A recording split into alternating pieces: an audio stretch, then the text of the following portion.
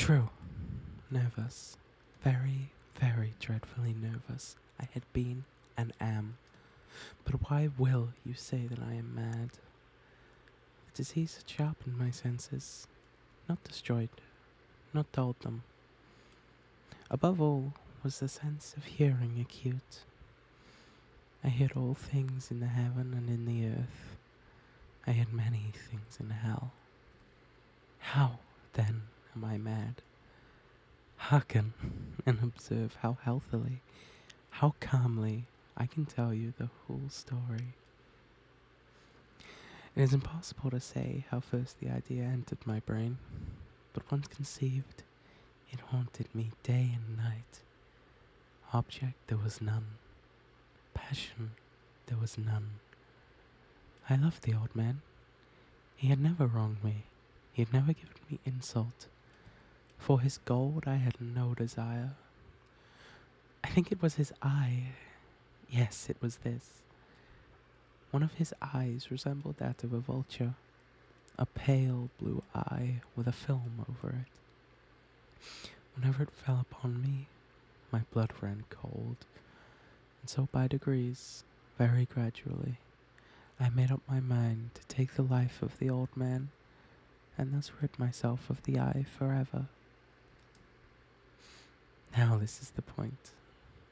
You fancy me mad. Madmen know nothing.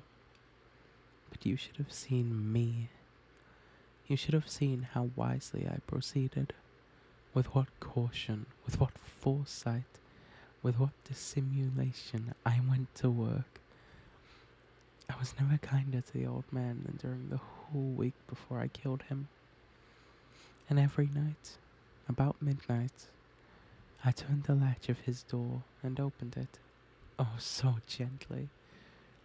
And then, when I had made an opening sufficient enough for my head, I put in a dark lantern, all closed so that no light shone out. And then I thrust in my head. Oh, you would have laughed to see how cunningly I thrust it in. I moved it slowly, very, very slowly, so that I might not disturb the old man's sleep. It took me an hour to place my whole head within the opening, so far that I could see him as he lay upon his bed. Would a madman have been so wise as this? And then, when my head was well in the room, I entered the lantern cautiously. Oh, so cautiously. Cautiously, for the hinges creaked. I entered it just so much that a single thin ray fell upon the vulture eye. And this I did for 7 long nights, every night, just at midnight. But I found the eye was always closed, and so it was impossible to do the work. For it was not the old man who vexed me, but his evil eye. And every morning, when the day broke, I went boldly into the chamber and spoke courageously, calling him by name in a hearty tone, and inquiring how he had passed the night. So you see, he would have been a very profound old man indeed, to suspect that every night, just at 12, I looked in upon him while he slept. Upon the 8th night, I was more than usually cautious in opening the door. A watch's minute hand moves more quickly than did mine. Never before that night had I felt the extent of my powers, of my sagacity. I could scarcely contain my feelings of triumph. To think that there I was, opening the door little by little, and he not even to dream of my secret deeds or thoughts. I fairly chuckled at the idea, and perhaps he heard me, for he moved on the bed suddenly, as if startled. Now you may think that I drew back, but no. His room was as black as pitch, with a thick darkness, for the shutters were close fastened through fear of robbers. And so I knew that he could not see the opening of the door, and I kept pushing on it, steadily, steadily. I had my head in and was about to open the lantern when my thumb slipped upon the tin fastening, and the old man sprang up in the bed, crying out, "Who's there?" I kept quite still and said nothing. For a whole hour I did not move a muscle, and in the meantime I did not hear him lie down. He was still sitting up in the bed, listening, just as I have done, night after night, hearkening to the death watches in the wall. Presently I heard a slight groan, and I knew it was the groan of mortal terror. It was not a groan of pain or of grief. Oh no. It was the low, stifled sound that arises from the bottom of the soul when overcharged with awe. I knew the sound well. Many a night, just at midnight, when all the world slept, it has welled up from my own bosom, deepening with its dreadful echo the terrors that distracted me. I say I knew it well. I knew what the old man felt, and pitied him, although I chuckled at heart.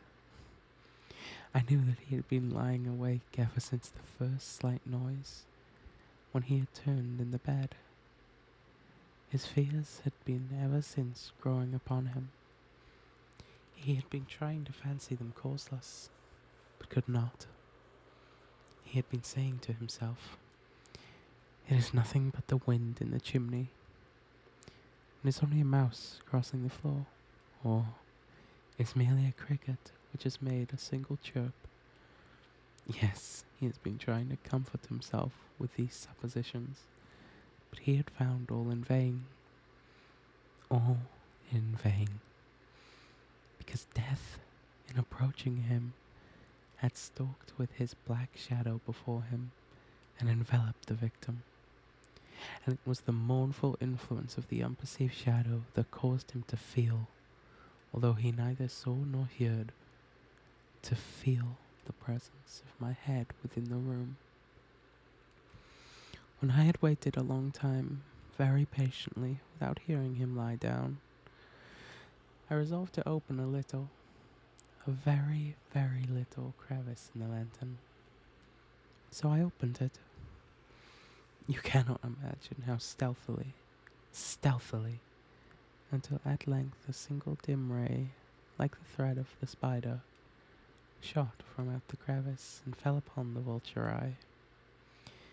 It was open, wide, wide open, and I grew furious as I gazed upon it.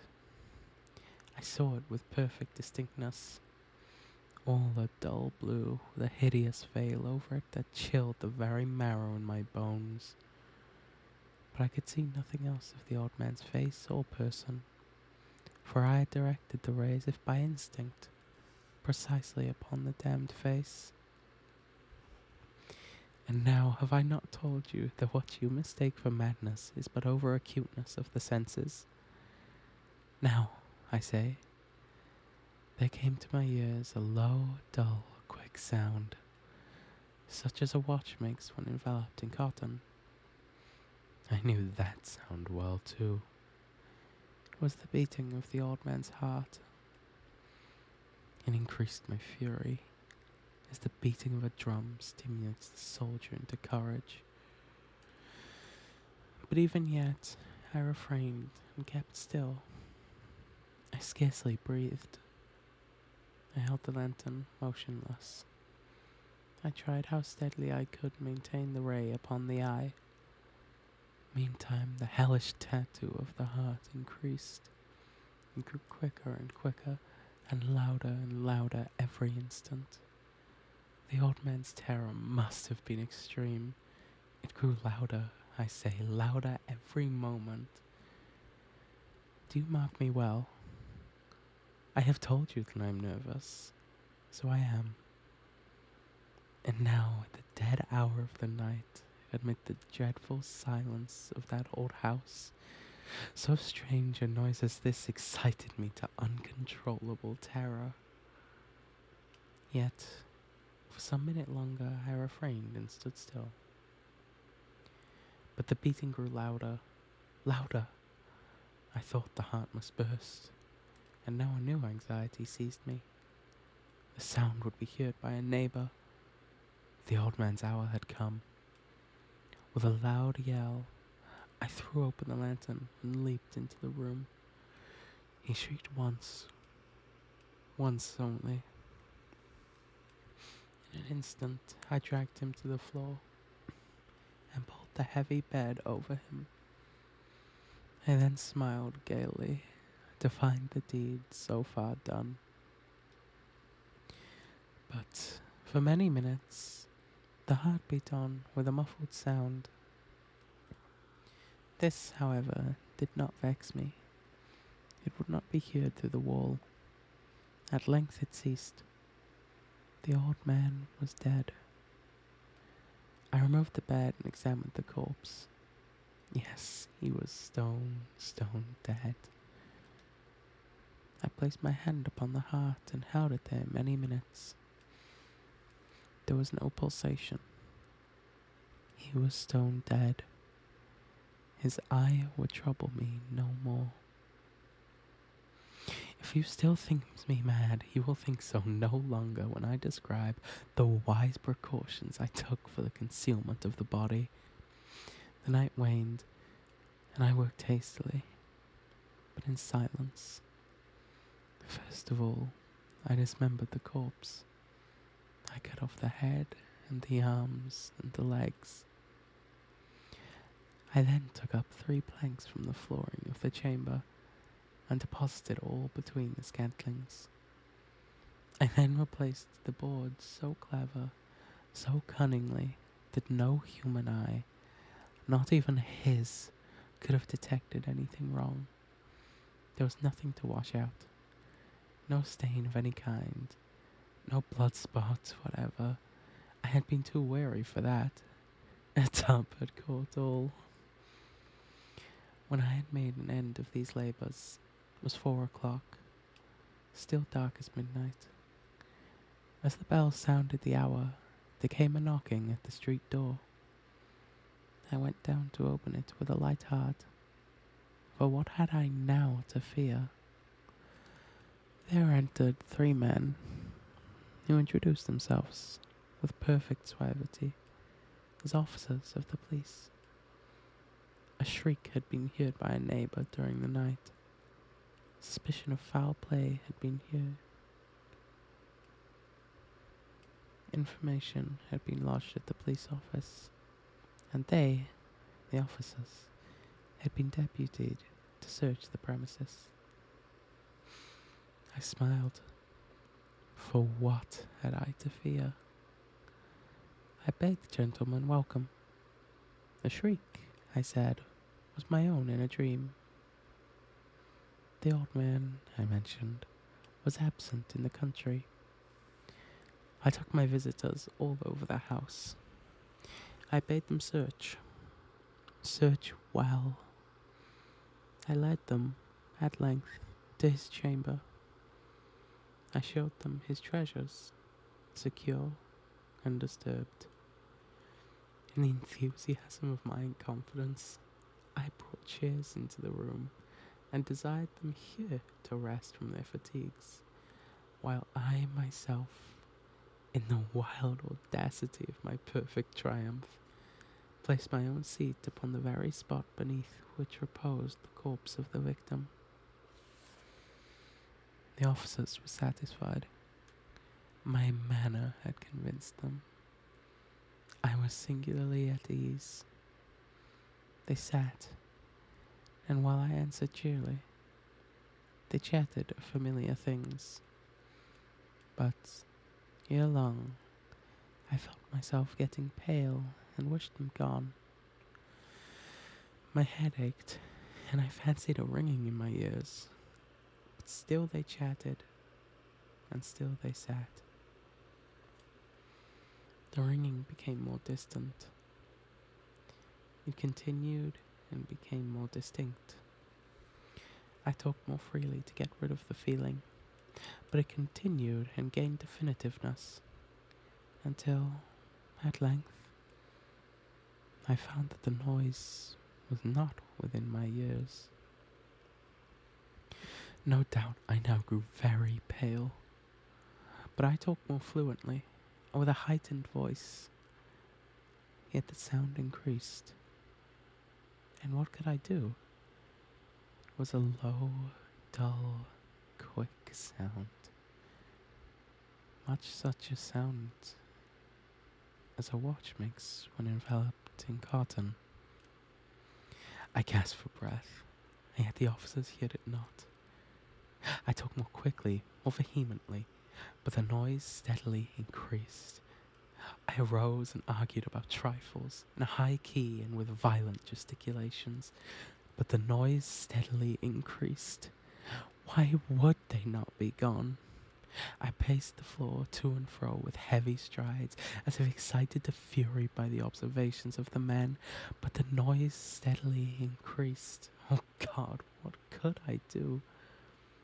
I foamed, I raved, I swore. I swung the chair upon which I had been sitting and grated it upon the boards, but the noise arose over all and continually increased. It grew louder, louder, louder, and still the men chatted pleasantly and smiled. Was it possible they heard not? Almighty God, no, no. They heard, they suspected, they knew. They were making a mockery of my horror. This I thought, and this I think, but anything was better than this agony. Anything was more tolerable than this derision. I could bear those hypocritical smiles no longer. I felt that I must scream or die. And now, again, hark! Louder, louder, louder, louder. Villains! I shrieked. Dissemble no more. I admit the deed. Tear up the planks. Here, here. It is the beating of his hideous heart.